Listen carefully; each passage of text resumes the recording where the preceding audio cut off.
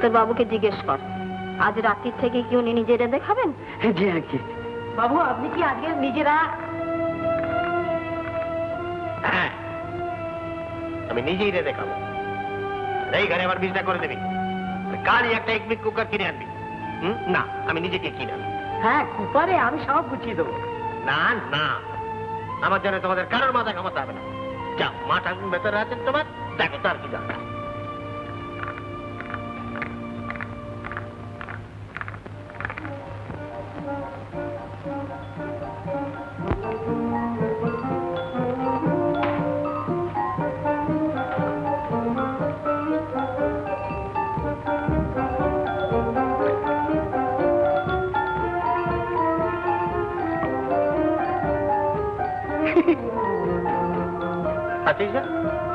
বেগুন তো জলে ডুববে না বাবু।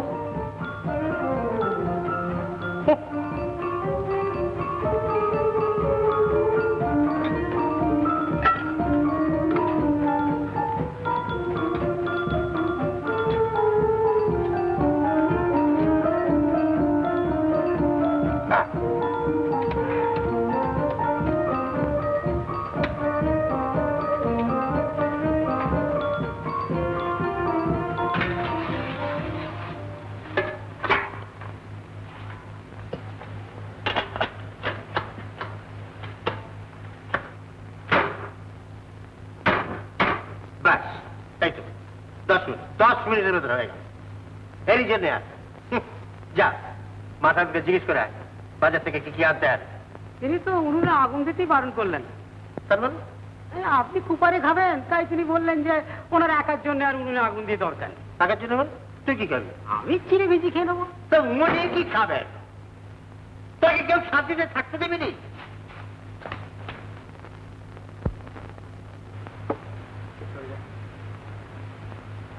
আমি জিজ্ঞাসা করতে এলো বলি এই তেল রইল।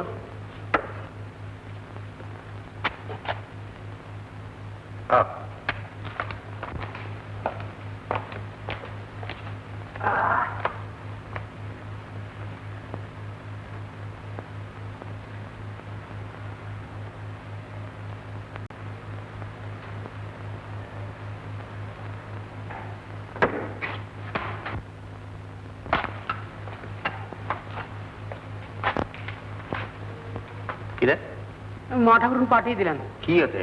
মিছরির শরবত। জানিয়ে যে আমার দরকার নেই, ওকে খেতে বলকে যা।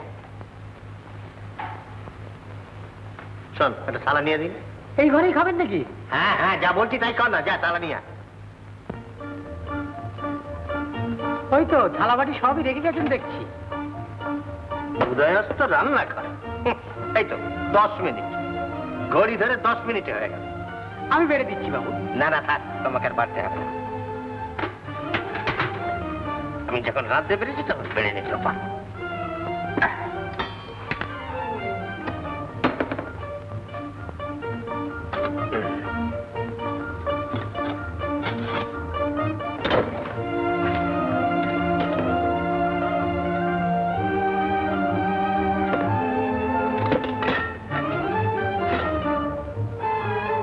খুব গরম বুঝি বাবু?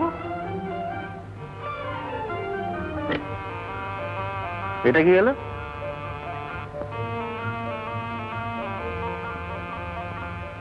কিরম হলো? এটা হলো কি? যেমনটি দিয়েছিলাম তেমনটি রয়ে গেল যে।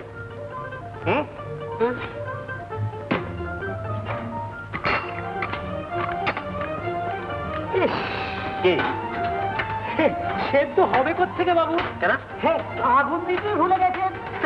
এত ঠিক কেন? তা আগে বলতে পারিস না? চাইনি তো বাবু, এখন কি হবে? মধু, উনুনে খান কত ঘুঁটে দিয়ে কাঠ জ্বেলে দে।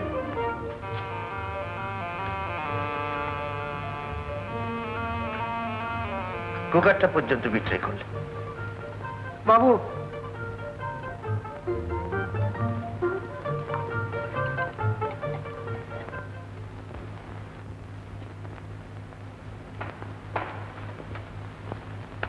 কনগ্রাচুলেশনস অহো শশীভূষণ, সাবাস। তার মানে? তার মানে হচ্ছে কি জানো, খাসা ম্যানেজ করে তোমার ছেলে মেয়েগুলিকে বাড়ি থেকে তাড়িয়েছ তো। তোমাকে বাহাদুরি দিতে হয়। মুকুন্দ, বলতে গেলে পাঁজরে লাগে। আমি তাদের তাড়াইনি, তারাই আমাকে ছেড়ে চলে গিয়েছে। তারা এখন লায়ক হয়েছে কিনা এখন আর তাদের আমাকে দরকার নেই। তারা তোমার কাছে পরামর্শ নেয়, আমাকে কোনো কথা জিজ্ঞাসা করে না। খুব সত্যি কথা। তোমায় জিজ্ঞেস করবে কেন? তুমি সারা জীবন ধরে ছেলে মেয়েদের ভয় দেখিয়ে এসছো, তাই তারা তোমাকে ভয় করতেই শিখেছে। আর যেখানে ভয় সেখানেই যত গন্ডগোল, গোপন করবার চেষ্টা, অভিমান, ক্ষোভ, ভুল বোঝাবুঝি। তাহলে বলতে চাও ছেলে মেয়েদের আমি শাসন করব না?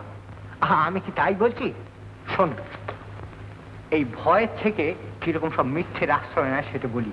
আমার এক বন্ধুর ভাইঝি, সে তার স্বামীর সঙ্গে যদি সিনেমায় যায়, তার তার শাশুড়িকে বলে আমার মার অসুখ করেছে, তাকে একটু দেখতে যাচ্ছি। তার কারণ সে জানে যে ওই একটি ব্যাপারে সে বাইরে যাওয়ার পাসপোর্ট পাবে। আমার বাড়ি তো তুমি সেই রকম শাসন থেকে আসছো।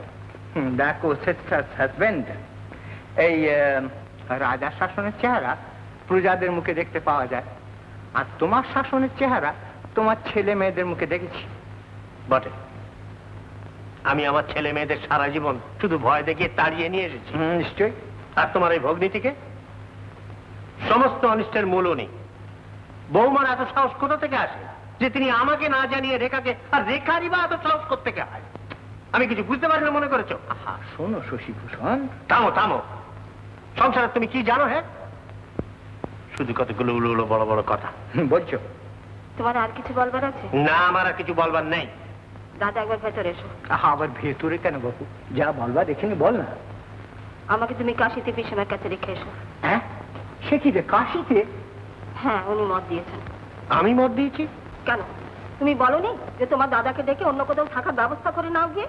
এ কদিন বাড়িতে যা কাণ্ড করলে, জানো দাদা, এই খালি বাড়ি। করিস নি। আরে তোর দুঃখ হলে তুই তো তবু 2 ফোঁটা চোখের জল ফেলতে পারিস। ও বেচারে তো তাও পারে না। ওর মনে যে কি হচ্ছে তা তুই কি করে? আমার মুকুন্দ, দোহাই তোমার, হাত জোর করছি, তুমি সহানুভূতি আমাকে দেখিও না। বেশ, দেখাবো না। আমি বুঝতে পেরেছি আমি ভুল করছি, ব্যাস। বাস, বেশ তো, তোমার ভগ্নী যদি অন্যত্র থেকে শান্তি পান তো সেই ব্যবস্থা করে দিই। দেখলে দাদা, দেখলে কাণ্ডখানা? সবই তো দেখলাম। একটা কথা বলি, শোন। আমি বলি কি, এই রাঁচিতে দিন কত মাফ করো দাদা, বড় মুখ করে পরেশকে বলেছিল।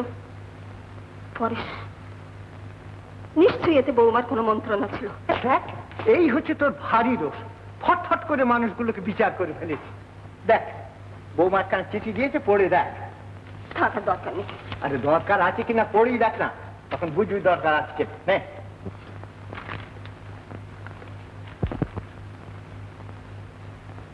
দাদা, দাদা, চল, অনেক পরামর্শ আছে।